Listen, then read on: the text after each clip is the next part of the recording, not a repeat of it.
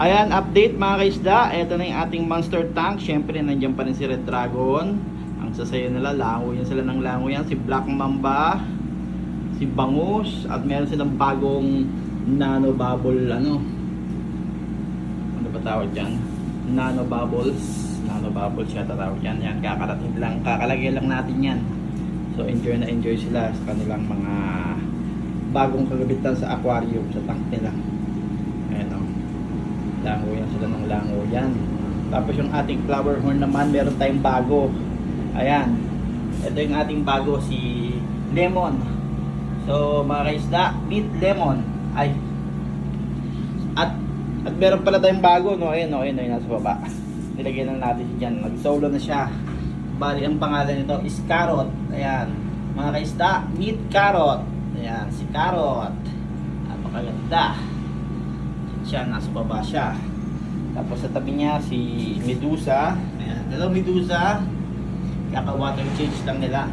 Antay lang natin luminaw. Nilagyan natin yan ng safe start at nitrifying bacteria. Tapos ito naman si Ampalaya na nagkaroon ng lipstick. Tignan niyo yung bibig niya, oh. Nagkaroon ng lipstick si Ampalaya. Ganda na ni Ampalaya, oh. Laki ng koko, tapos may lipstick pa. Tapos itong dalawa nagigirian. Ano kasi yung ano nila divider nila glass. Hinati natin yung isang 5 feet na tank sa dalawa. So bali parang 35 gallon siya. Magkakakitaan sila. Tingnan natin kung okay na yan o lalagyan natin ng kulay para hindi sila magkakitaan. Nagigirian sila kanina pa yun. Gigil sila sa isa't isa. Si Medusa sa si Carrot. Ayan mga kaisda, meet Carrot. Yung ating bagong flower horn. Carrot!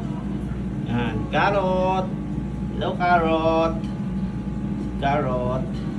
Tapos yung ating monster tank, ito napaka crystal clear na. Crystal clear. Kaya naman si Red Dragon na yung gwapong-gwapo. Gwapong-gwapo si Red Dragon. Oh.